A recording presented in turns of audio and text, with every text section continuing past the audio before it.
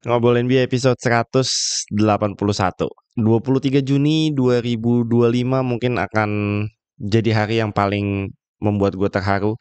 Jadi hari yang membuat gue sangat-sangat bahagia sampai gue harus mengingatkan ke diri gue sendiri berkali-kali bahwa semua yang gue alami hari ini dari pagi sampai dengan sekarang jam 10 malam, gue baru punya nyali buat recording ngobrol NBA. Gue harus meyakinkan diri gue bahwa semua ini nyata. Karena gue selama ini hanya bisa bermimpi, guys. Gue hanya bisa bermimpi. Gue belum pernah tahu rasanya membela atau mensupport satu tim dan akhirnya tim itu jadi juara. Gue baru bisa merasakan itu tadi pagi. Setelah penantian sejak dari tahun 2000 sampai 2025 berarti 25 tahun. Sejak balik ke zaman Sonics sampai 2008 pindah ke OKC sampai dengan sekarang. Ini rasanya jadi juara ya ternyata. Luar biasa. eh, Luar biasa sih rasanya. Gue cuma mau bilang itu. Mungkin episode ini jadi sedikit lebih personal. Tapi gue harus bikin episode ini. Gue mengucapkan terima kasih banget. Apresiasi banget. Buat Indiana Pacers pastinya sebagai lawan terberatnya OKC. Di playoff run kali ini, gue bilang sebelumnya Denver menjadi lawan terberat, tapi gue salah. Gue akui gue salah. Hari ini gue nyatakan bahwa Indiana Pacers adalah lawan terberatnya OKC di playoff kali ini. Gue senang ini semua sudah berakhir. Jadi gue nggak perlu tegang-tegangan lagi. Uh, Ya teman-teman tadi yang ngikutin perjalanan gue dari pagi, mulai dari nobar sampai dengan tadi gue take podcast juga sama Kemal. Gue nangis, banyak yang lihat gue nangis. Podcast sama Kemal, and then gue tadi pulang ke rumah dan gue bener-bener rebahan dalam artian gue bersyukur bahwa semua ini sudah berakhir dan perjalanan gue udah komplit. So many ups and downs. Kalah di final pernah 2012, kena comeback 3-1 pernah di 2016. Akhirnya superstar kita, salah satu pemain yang sangat-sangat gue sayang, KD, pindah ke tim yang ngalahin kita di conference finals. Itu pernah. Kena buzzer beaternya Damian Lillard di 2019. Pernah. Tanking 2021, 2022, 2023. Tanking zaman-zaman itu pernah. Perjalanan yang nggak mudah sebenarnya buat gue dan gue yakin buat semua fans OKC yang sudah ada bersama mereka dari hari pertama. Jadi congrats buat fans OKC. Di luar sana gue yakin mungkin banyak yang lebih die hard daripada gue di Indonesia yang gue nggak tahu atau mungkin gue belum kenal. Tapi lu nonton episode ini, gue cuma mau bilang congrats, we did it. Mereka melewati proses yang gak gampang. Ini bukan instan. Oke sih, bukan tim yang dengan segampang itu bisa nyomot superstar dari sana sini. Tidak, ini tim yang benar-benar di-develop dari nol. Dan we have to be proud. We have to be proud with all the process, all the ups and downs. Ya mungkin gue ngomongnya agak sedikit belepotan karena gue masih agak sedikit blank dengan apa aja yang terjadi di hari ini. Gue mulai dari ngasih apresiasi, of course, setinggi-tingginya buat Indiana Pacers. Gue mulai dari Rick Carlisle. Gue mau bilang kalau mereka juara, Rick Carlisle harus ada di jajaran deretan pelatih terbaik sepanjang masa. Dan end up-nya mereka kalah, gue tetap bilang bahwa Rick Carlisle sangat-sangat layak ada di jajaran one of the greatest coaches in the NBA. Karena, man, gue sebagai fans OKC, to be honest, ini bukan cuma permainan antara kedua tim, masing-masing pemain dari kedua tim yang bertarung di lapangan, tapi ini juga adalah permainan catur antara Mark Daigneault melawan Rick Carlisle yang menurut gue masing-masing pelatih ini punya kelebihannya masing-masing untuk bisa membaca, memprediksi apa yang akan dilakukan oleh lawannya dan membuat adjustment on the fly di waktu yang sama. Harus berpikir cepat. Adjustment demi adjustment yang dilakukan oleh kedua pelatih menurut gue. Untuk teman-teman yang mungkin bukan fans kedua tim, this is true basketball, guys. NBA Finals ini mau ratingnya rendah, mau dibilang one of the worst finals buat gue dan buat pecinta basket pastinya. Menurut gue mereka kedua tim sudah memberikan tontonan yang sangat-sangat menyenangkan dan menegangkan pastinya. Shout out to Rick Carlisle, gue mau sebutin mungkin kalau gue masih ingat semua pemain Pacers, Hali. It's a tough situation for Hali. Gue tahu dia seberapa pengennya untuk bisa menuntaskan Cinderella story dari Indiana Pacers sampai dengan game 7 tadi. Ketika dia ada di lapangan untuk waktu yang sangat-sangat singkat, dia sudah bisa mencetak 9 poin. Dan gue yang nonton di Startup Room tadi, semua yang nonton di Startup Room sudah bilang ke gue, bro, watch out for Hali. Kayaknya dia udah siap banget nih buat bener-bener ngalahin OKC di game ke-7. Gue bilang oke. Tegang gue, stres iya. Tapi again, gue mendengar komentarnya Shea di post game press conference ketika dia diwawancara, dia ditanya, what do you think about Hali? Dia cuma bilang gini, dan gue nggak akan lupa kata-kata itu. Sometimes di sports ya, di olahraga is not fair, dia bilang. It's unfair. Sometimes it's so unfair. Anything can happen, injuries can happen anytime di waktu yang mungkin sangat-sangat tidak tepat. Dan ini adalah waktu yang sangat-sangat tidak tepat untuk terjadinya injury. Di game 7, game penentuan untuk selangkah lagi untuk memperebutkan gelar juara. Jadi olahraga, any kind of sports ya, di olahraga apapun, sometimes it's just unfair. Dan kali ini unfairnya ke Pacers dan juga ke Tyrese Haliburton. At that moment, ketika Hali akhirnya divonis kena Achilles, ketika ditayangkan ulang di monitor, gue jujur guys, gue lemes. At that moment reaction gue adalah gue lemes. Ngelihat Hali lagi terkapar, dia udah bener-bener sedih karena dia tahu banget, dia pengen banget ada di titik ini dan udah tinggal sedikit lagi buat nyelesain. Gue tahu banget dia begitu kecewa, dia begitu marah. Kenapa sekarang? Gue yakin itu yang ada di otaknya Hali ketika dia lagi bener-bener tergeletak di lapangan. Why now? Why me? Man, ketika tayangan ulang di slow motion, gue lihat Achillesnya benar-benar pop gitu ya. Hyperextended. Mungkin itu adalah akumulasi dari cedera yang disangkanya hanya sekedar calf strain, tapi dia ada keluhan di sekitar ankle dan sekarang akhirnya mungkin Achillesnya kena. Jadi itu mungkin akumulasi dari cedera-cederanya yang kemarin. Again, sports is sometimes it's just unfair, guys. It's just unfair. I wish him speedy recovery, of course. Ini bukan proses recovery yang singkat pastinya. Akan menjadi proses recovery yang panjang dan melelahkan dan mungkin ada traumatisnya pasti untuk kedepannya. But Hali is a soldier. Gue menganggap dia he's a good kid. He's a good guy. He's a nice person. Ketika dia diwawancara, dia selalu mengatakan hal-hal yang membuat lo yang suka sama orang ini.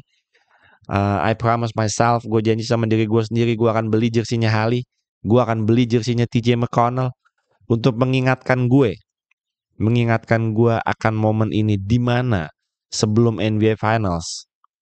Teman-teman boleh nonton episode-episode gue sebelum NBA Finals. Gue bilang bahwa yang akan jadi matchup problem itu Pascal Siakam, which is true. Pascal Siakam is a matchup problem buat OKC. Hali, gue bilang akan menyulitkan OKC juga, tapi tergantung seberapa konsistennya Hali. Gue nggak pernah menyangka, jujur ya, gue mengatakan ini sekarang, gue nggak pernah menyangka bahwa pemain yang paling gue takutin sepanjang series ini bukan Hali, bukan Siakam, tapi TJ McConnell. Jadi gue tadi udah ngepost juga, gue bilang eh secepatnya gue akan beli jersinya TJ McConnell untuk bener-bener eh ingat momen ini bahwa dia pemain yang justru paling gue takutin dari Indiana Pacers. So tadi gue udah mention Rick Carlisle, Hali of course, I feel sorry for him. Pascal Siakam yang di game ke-6 kemarin juga bener-bener gue bikin semua fans OKC ketar-ketir. Throughout the series man, dari game 1 sampai dengan game 7 tadi juga he had his moment. Miles Turner, Nembhard, wow, Nembhard musim depan I expect a lot of improvement from Nembhard. He's a great shot maker. Tembakan-tembakannya juga di momen-momen yang crucial, dia bisa dengan santainya melepaskan tembakan-tembakan yang gue yakin semakin dia dapat jam terbang. Wow, Nembhard is a special player. Defense-nya juga very very underrated. Benar-benar menyulitkan Shea sepanjang series ini. Jadi dia menjelma menjadi two-way player yang elite two-way player, nggak cuma sekedar bisa nembak, nggak cuma bisa attack, tapi defense-nya wow. Smart, very very smart Nembhard. Aaron Nesmith, walaupun dari total 7 game dia 3 game dia fall out, tapi defense-nya very very disruptive, very very active, energinya luar biasa. Offense-nya juga kalau lagi main di kandang khususnya, 3 point-nya itu juga impact-nya gede banget buat Indiana Pacers. Itu dari starting five. Off the bench pastinya TJ McConnell. Gue mungkin kalau ngomongin soal TJ McConnell, gue bisa ngomong 20-30 menit tentang TJ McConnell. He's just gila sih, energinya luar biasa. Tadi gue ngomong juga di podcastnya Kemal ya, mungkin teman-teman nanti tinggal tungguin aja kapan podcastnya Kemal tayang. Gue kasih apresiasi yang hormat yang setinggi-tingginya buat TJ McConnell karena every time, setiap kali dia dimasukin, wow, the energy from the Pacers is just on another level, guys. Dan dia benar-benar yang nge-hypein semua, ngebangkitin semua teman-temannya. Khususnya di game tadi, dia benar-benar yang ngacak-ngacak OKC di quarter 3. Benar-benar yang bisa nyetak poin cuma dia doang. Dia doang dengan cara-cara nyetak poinnya yang menurut gue dengan posturnya dia yang kayak gitu dijaga sama siapapun, mau sama Cason Wallace kayak, mau sama big man Isaiah Hartenstein kayak, mau sama Chet Holmgren kayak, mau sama J-Dub kayak, mau sama siapa, somehow someway dia begitu smart, dia tahu celahnya, dia tahu timingnya, dan tembakan-tembakannya atau drive-drive-nya itu dengan ajaib bisa masuk. Stres gue di momen itu, jelas. Stres guys, stres asli. TJ McConnell, Obi Toppin, of course, Obi Toppin. Mungkin kalau mainnya bukan di kandang, dia kurang begitu produktif.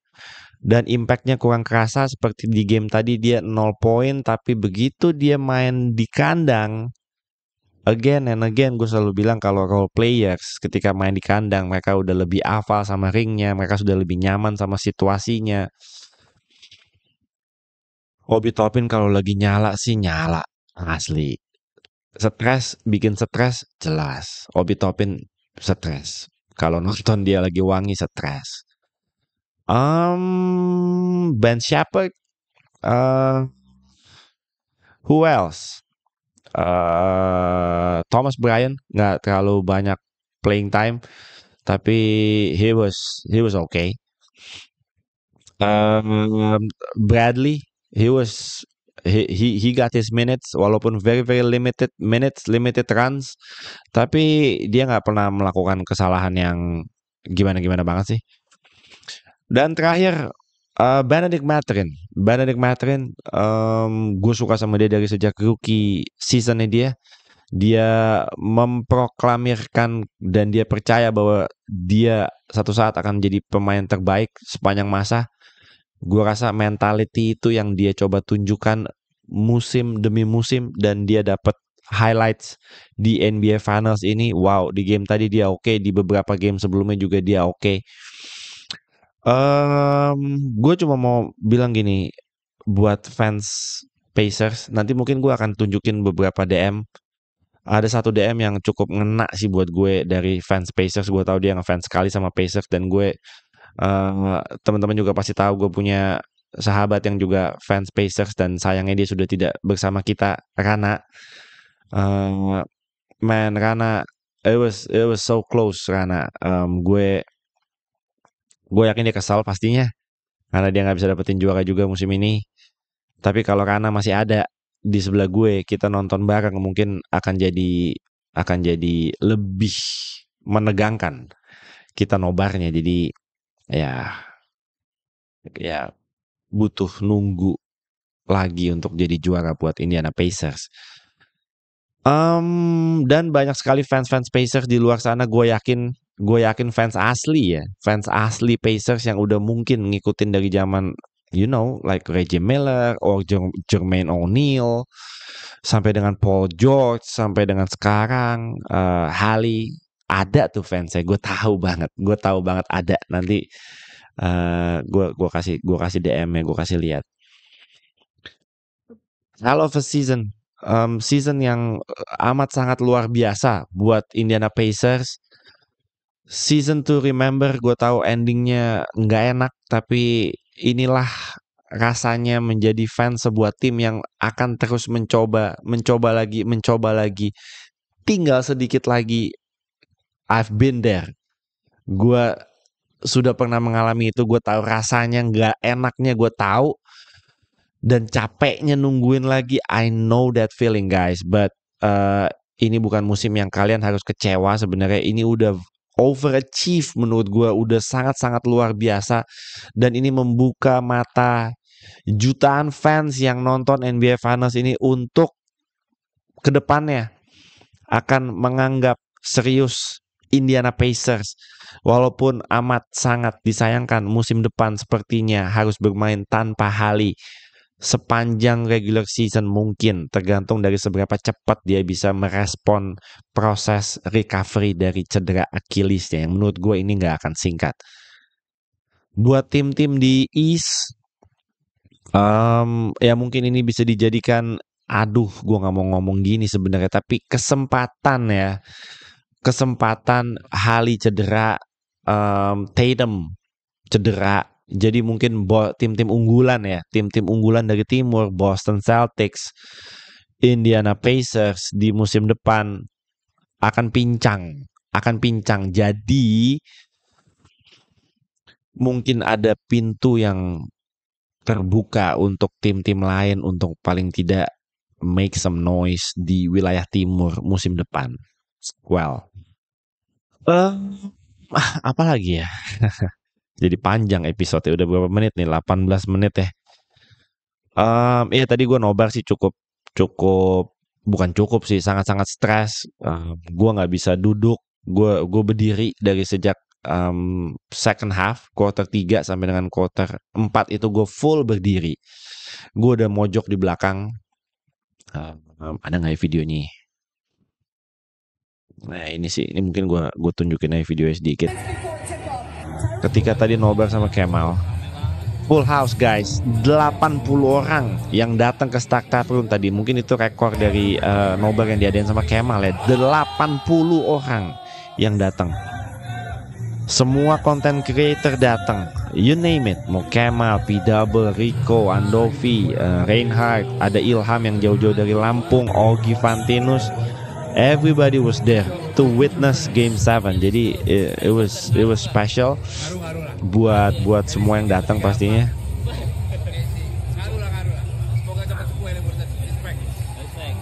Respect banget buat Ada Halim, korban man. cedera, ngaruh nggak?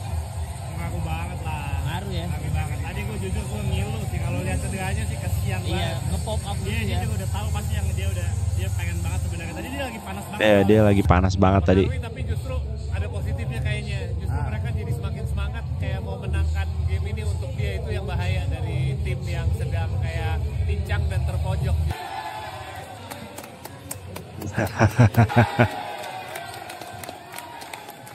Ya, gue udah hilang kan. Gue udah nggak ada di frame. Gue udah hilang. Gue udah di belakang.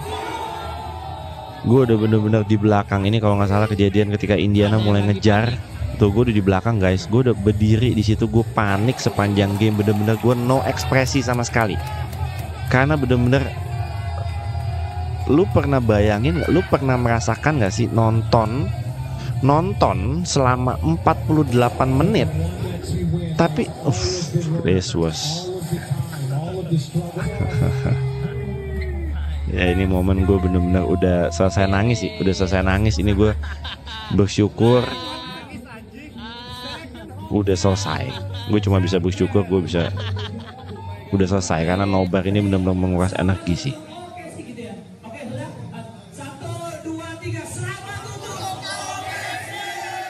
Wow, gila sih. Ya, tadi sih gue udah, ya again gue cuma mau bilang, gue baru sekali dalam seumur hidup gue nonton satu game, tapi yang geter itu bukan cuma tangan. Yang geter itu satu badan. Gue nggak tahu itu penyakit apa ya, tapi satu badan dari tangan sampai kaki tremor, geter selama 48 menit. Akhirnya pas habis halftime gue bilang gue nggak bisa duduk, nggak bisa, getar semua. Akhirnya gue berdiri sama getar juga. Makanya gue langsung pesan 4 iced tea, sediain minum di samping gue. Gila sih, itu tadi benar-benar momen yang cukup menakutkan juga buat gue sebenarnya. Gue takut ini kenapa badan gue nggak bisa berhenti getar gitu. Gue takut ada yang salah gitu kan kalau gue tiba-tiba harus dipanggilin ambulans, kan nggak lucu sebenarnya. Jadi ya itu again gue mau bilang Indiana Pacers, wow, luar biasa sih, luar biasa. Sebelum gue menuju ke OKC, gue mungkin nggak perlu bicara banyak tentang OKC. You can see from my post di Instagram. Ya tadi gue ngepost satu hal di IG juga yang ya it's very personal buat gue. Dengan lagu We Are the Champions ini gue, ya it's the story of my life sebenarnya. It's the story of my life yang nanti gue akan sampaikan satu hal juga buat teman-teman yang nonton. Well ini cepet aja, ini game pertama kalinya gue nonton OKC, pertama kalinya gue nonton OKC. Gue lupa ini tahun berapa.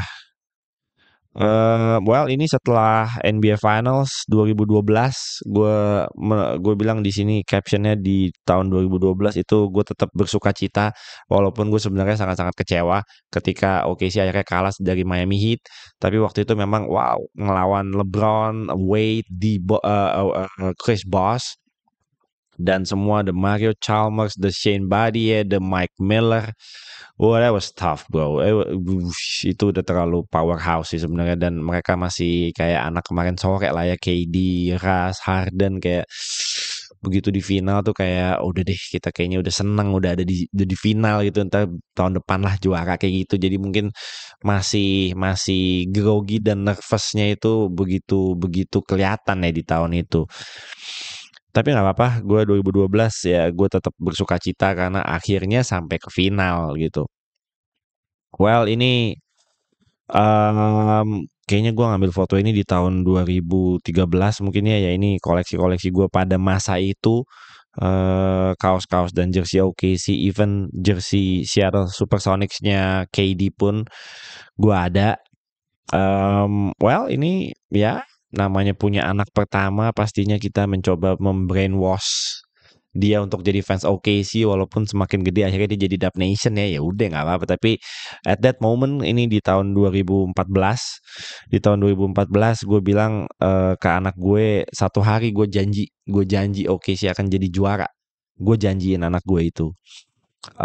Well, ini satu foto yang kalau gue boleh cerita sedikit ya, sedikit aja.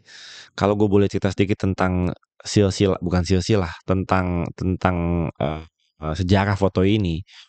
Gue foto ini di Bandung. Gue foto ini ketika OKC lagi leading 3-1 melawan Warriors. Dari 2 bulan sebelumnya gue sudah siapin semua jersey anak gue yang kedua. Gue siapin kaos dengan size anak-anak. Gue beli semua langsung di Amerika. Kaos yang cewek juga buat istri gue beliin semua supaya tujuannya buat apa? Karena unggul 3-1 dari Warriors. Gue yakin di tahun itu 2016 ketika OKC unggul 3-1, gue bilang bahwa kalau kita lewatin Warriors juara. Yakin mau lawannya LeBron kek, ada Kyrie kek, walaupun akhirnya di tahun itu LeBron dan Kyrie yang juara ya. Cavs yang juara, akhirnya Warriors kena comeback di final. Tapi gue sangat-sangat pede pada saat itu kalau kita bisa ngalahin Warriors, kita akan jadi juara di 2016. Dan ini gue bilang ke istri gue waktu itu, kita healing sebentar karena ini kebetulan udah cukup nyaman unggul 3-1 ya. Gue nggak pernah berpikiran kita akan kena comeback. Gue bilang ke istri gue, nih baju-baju kita semua untuk foto keluarga udah datang. Kita ke Bandung. Kita ke Bandung aja, kita nginep di hotel yang bagus lah untuk supaya ada background fotonya oke gitu ya. Kita nginep nanti kita foto keluarga ya, supaya foto ini bisa gue pajang di IG pada saat itu. Karena gue sepede itu untuk jadi juara. Jadi wow, teman-teman bisa lihat di foto ini gue udah dengan semua atribut OKC lengkap, sampai anak gue beliin kupluk, official kupluknya OKC dan lain-lain. Seniat dan sepede itu gue pada saat itu. Ini foto keluarga di 2016 yang sampai tahun ini tidak pernah gue keluarkan di Instagram. Gak pernah ada di Instagram. Ini foto yang sudah gue simpen selama 9 tahun sebenarnya. Um, ya ini foto yang sangat berkesan dan sangat menyakitkan sebenarnya. Kalau gue ngelihat foto ini lebih lebih menyakitkan daripada lebih berkesannya sebenarnya.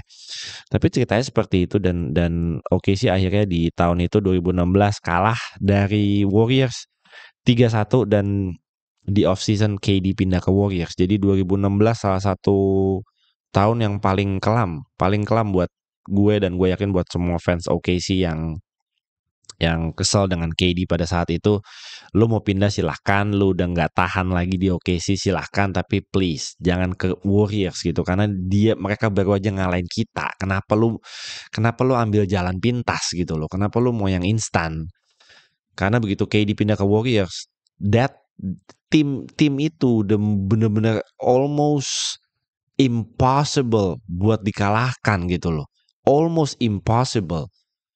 Kalau nggak ada yang cedera, semua full team, it's like a cheat code menurut gue. That's the definition of super team sih. Super team, benar-benar super team gitu loh.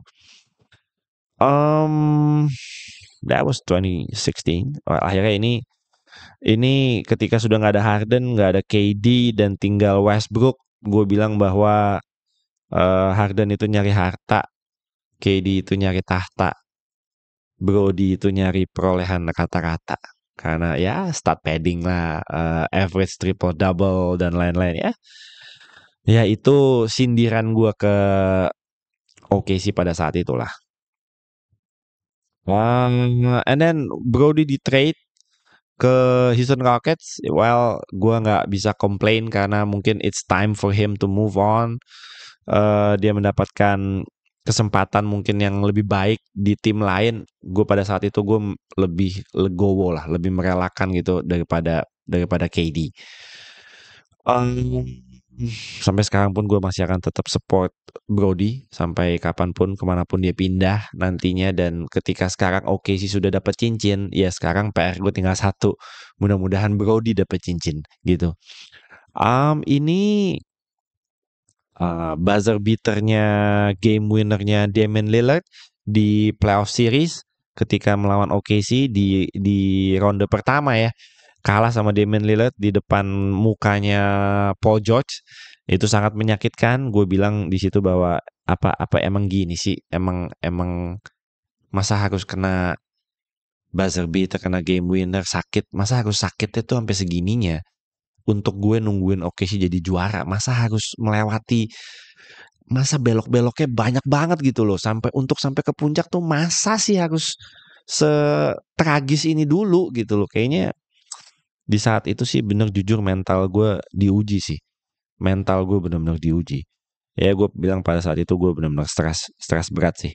Thank you Damian Lillard. Well ini udah di bubble zamannya Shea awal-awal, Ludort awal-awal, CP3 of course. Ini Brody udah pindah ke Houston Rockets dan OKC kalah di playoffs melawan Houston Rockets ketika lagi COVID ya, ketika lagi COVID. Well, ini COVID ya, ini tetap selalu pakai masker dengan logo OKC. Gue punya 8 masker OKC official dengan desain yang berbeda-beda dan setiap hari gue mau dikasih masker yang N95 atau apa enggak, gue tetap pakai masker OKC.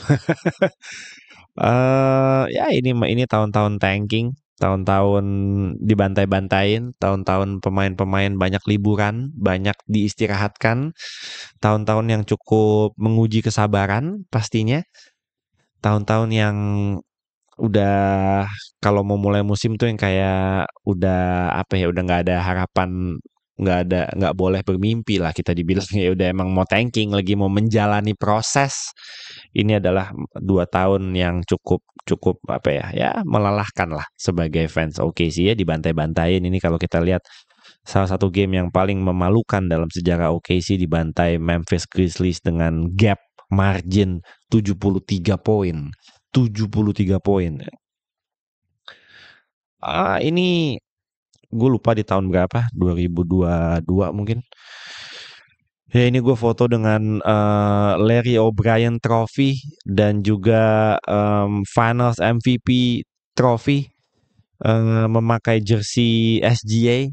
Ya memanifesting kalau satu saat mungkin SGA beneran bisa dapetin juara dan juga dapetin Finals MVP.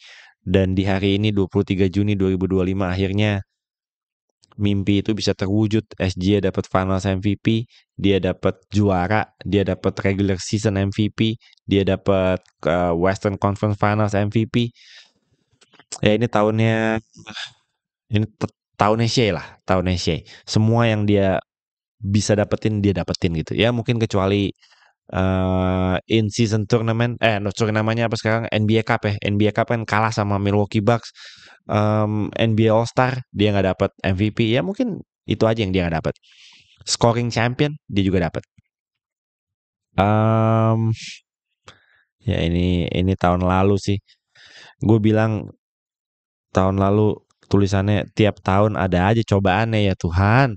Kapan sih giliran kita nih, gue ngepost story-nya tahun lalu ketika akhirnya OKC kalah dari Dallas Mavericks. PJ Washington sih paling jago Washington man. Wow, gue kesel banget sih pada saat itu, gue depresi sih gue. Kalahnya sama PJ Washington bro. Ya tapi untungnya mereka ke final. Jadi kita kalah dari runner up. Runner up musim lalu. Ya ini contoh-contoh posting-postingan yang sebenarnya ya pengen bikin seneng diri sendiri aja sebenarnya. Karena di sini postingan ini gue bilang dalam 6 tahun terakhir tidak pernah ada tim yang bisa juara back to back dari sejak zamannya Raptors 2019 tuh Kawhi. Tapi ya postingan ini gue post sebelum musim 2024-2025 ini mulai, dan ya di tahun 2025 ketika gue membuat sebuah siluet. Di sini gue membuat siluetnya logo OKC. Ya tujuannya sebenarnya untuk bikin seneng diri sendiri aja. Dan gue berharap banget logo OKC bisa benar-benar muncul di tahun 2025 sebagai juara NBA. Gue sudah memanifesting itu semua dari sebelum season ini mulai. Ya banyak yang ngetawain gue, banyak yang bilang gue sok-sok jadi dukun, banyak yang bilang oke sih nggak pernah akan mungkin jadi juara sampai kapanpun. Banyak yang bilang gue harus nungguin sampai gue punya cucu untuk oke sih jadi juara, dan banyak yang mendoakan gue untuk sehat terus karena butuh waktu yang sangat lama untuk OKC menjadi juara. It's okay. Um, Ya ini ketika gue awal musim kemarin nonton gamenya OKC lawan Clippers di Intuit Dome nih, kalau teman-teman lihat pas gue zoom in ini logonya Intuit Dome, jadi ini nonton di kandangnya nonton di kandangnya Clippers tapi gue pakai jersinya OKC. Ya gue udah memproklamirkan bahwa 2025 adalah tahunnya OKC dengan hashtag OKC 2025 OKC Thunder NBA Champs. Um, Ya ini momen-momen di mana apa ya, datangnya Hartenstein, datangnya Alex Caruso membuat gue semakin pede, semakin optimis bahwa hal-hal yang perlu diperbaiki musim kemarin dengan tidak adanya big man, dengan semakin memperkuat perimeter defense, musim ini sudah bisa dipenuhi. Jadi tidak ada alasan untuk OKC paling tidak lebih baik dibandingkan musim kemarin. Dan gue bilang di berbagai kesempatan, gue bilang bahwa kalau 2025 OKC tidak bisa angkat piala dan tidak bisa dapat juara, gue cukup yakin OKC tidak akan pernah jadi juara. Gue nggak boleh bilang tidak akan pernah, tapi kesempatan terbaiknya itu adalah tahun ini. Tahun depan kita nggak bisa prediksi, tim-tim lain juga pastinya berbenah. Kesempatan terbaiknya tidak akan datang 2 kali lagi mungkin, karena kita tidak bisa memprediksi masa depan. Jadi manfaatin kesempatan itu sebaik mungkin di tahun ini. Gue bilang bahwa kalau 2025 nggak dapet, it's now or never. It's now or never buat OKC. Dan di series lawan Pacers di final kali ini, berkali-kali gue ngomong kalau nggak rezeki ya udah. Sampai di titik itu, sampai Pacers membuat gue harus mengatakan itu. Kayaknya Pacers sudah takdir nih jadi juara nih. Kalau nggak OKC nggak juara, kalau memang belum rezeki ya sudah. Gue udah sampai sepasrah itu, jujur asli, sampai sepasrah itu.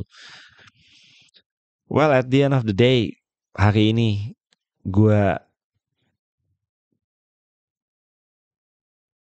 nangis lagi gue nanti nih. Hari ini gue bisa melihat mereka angkat piala. Akhirnya angkat piala. Dan akhirnya gue bisa melihat tim OKC bisa dibikinin postingan dengan tulisan Champions. Akhirnya. Mungkin sebagai penutup untuk teman-teman yang masih dengerin ocehan gue sampai sekarang, mungkin sudah banyak yang tidak nonton karena boring lu ngomongin tim lu sendiri. Oke sih, who cares? It's fine. Tapi buat yang masih dengerin sampai dengan detik ini, gue cuma mau bilang ya, buat fans di Indonesia yang teman-teman masih nungguin kapan giliran tim gue juara. Mungkin gue bisa sebutin banyak tim ya. Misalnya Clippers deh, misalnya fansnya Clippers. Kapan ya gue bisa juara? Kayaknya stuck mulu di situ-situ terus. Mungkin buat fansnya kayak Memphis, dari zamannya Zibo, zamannya Marc Gasol, zamannya sampai sekarang zamannya Ja Morant gitu ya. Mungkin gue bisa berbicara buat fansnya siapa lagi? Banyak, Charlotte Hornets mungkin yang masih bisa dibilang jauh dari kata title contender. Atau mungkin kayak tadi gue bilang, fans Pacers dari zaman Reggie Miller sampai zaman Paul George, sampai zaman Hali, the Jermaine O'Neal, the Metta World Peace, the Stephen Jackson, mungkin semua fans-fans yang benar-benar masih nungguin dan sudah sedekat itu untuk jadi juara. Guys, gue tahu rasanya dan gue respect banget sama semua teman-teman yang masih melalui proses itu. Mungkin gue di posisi yang sekarang gue sudah tenang karena sudah selesai prosesnya. nggak enak memang menjalani semua prosesnya. Apalagi gue 25 tahun nungguin, mungkin ada yang nungguin sampai 30 tahun gitu ya. Nggak enak sih gue akui. Tapi semua proses itu ketika lu sudah berhasil lewati dan lu sudah sampai di puncak, wow. Gue cuma mau bilang, the feeling is incredible. This is the best feeling in the world. The best feeling you can imagine as a sports fans. Sebagai fans sebuah tim. This is wow. Dan ini akan nempel terus sepanjang hidup lo gitu loh. Jadi buat yang masih nungguin, buat yang masih menjalani proses, atau mungkin masih jauh dari kata proses, sabar. Gue cuma mau bilang sabar. Enjoy the process. Just enjoy the process. Trust the process. Satu saat lo akan menikmati hasilnya kalau memang lo sudah sampai di puncak. Yakin. Dan itu akan jadi momen yang sangat-sangat spesial di hidup lo. Yakin gue. Karena gue baru saja mengalami itu hari ini. Sampai dengan sekarang gue masih kadang masih perlu menampar diri gue sendiri untuk memastikan ini nyata. Gue cuma bisa bilang itu. Gue gak mau munafik. Nggak semua tim menjalani proses yang sama. Tapi itulah, that's the beauty of sports, guys. That's the beauty of being a sports fan. That's the beauty of it. Just enjoy all the tears, semua air mata lo, semua kefrustasian lo. One day, ketika lo sudah sampai di puncak, itu semua terbayar, guys. Bener-bener terbayar, tunai, lunas. Hari ini harinya gue. Mungkin tahun depan harinya lo. Jadi keep on believing, keep on dreaming, and keep on trusting the process. Trust me. Bukan hal yang mudah memang. Semua kayaknya gampang diomongin, tapi please, believe in your team. Believe in yourself. Untuk menjadi fans tim yang masih berproses, gak gampang. Tapi respect. Respect, dan gue doain waktunya teman-teman akan tiba. Percaya gue. Jadi sabar. Well, teman-teman bisa lihat postingan gue yang ini ada 6.000 orang yang likes, ada 227 orang yang mengucapkan selamat ke gue. Gue mau bilang, gue satu pun belum gue bales. Teman-teman kalau mau lihat DM-nya, well, ini masih terus berlanjut dari 13 jam yang lalu, 12 jam yang lalu. Ini kalau gue scroll ke atas, wow, nggak kelar-kelar, guys. Semua ucapan-ucapan dan semua apresiasi dari teman-teman begitu luar biasa. Ini gue swipe nggak kelar-kelar. Oh wow, that's just insane. Gue mau kasih lihat satu fans. Ini yang tadi gue bilang fansnya Indiana Pacers. Gue tau banget deh fans Indiana Pacers. Dia bilang ya, ini bisa gue zoom gak sih? Oh nggak bisa ya. Ini gue lingkarin aja tulisannya. Dia bilang tadi nggak bohong. Tadi gue nangis di toilet pas kalah. Tapi gue jujur senang dan bangga lihat Pacers di game 7 tadi lumayan mengobati sedihnya. Well, you should be proud. Lu harus banget bangga sama Pacers karena mereka udah kasih yang paling maksimal. Bener. Tadi gue bahas tentang super team ya, tentang KD joining the Warriors, becoming a super team. Kumpul semua tuh. Abang-abangannya semua di situ. Tapi Indiana ini bisa dibilang juga benar-benar super team dalam artian konteks yang wow, pemain ke-1 sampai pemain ke-10 tuh semua benar-benar ngasih lu 100%. Sehingga membuat tim ini seolah-olah kayak jadi super team. Itu yang bikin gue sangat-sangat salut, respect setinggi-tingginya buat Pacers. Bener-bener. Gak ada satu nama besar di tim itu. Gak ada superstar yang bener-bener cuma ngandelin nama besar di tim itu. Gak ada pemain yang egois di tim itu. Wow, luar biasa, sangat-sangat luar biasa. Jadi hal-hal seperti ini yang apa ya, membuat gue semakin respect sama fans-fans NBA yang mungkin banyak yang jauh lebih die hard daripada gue.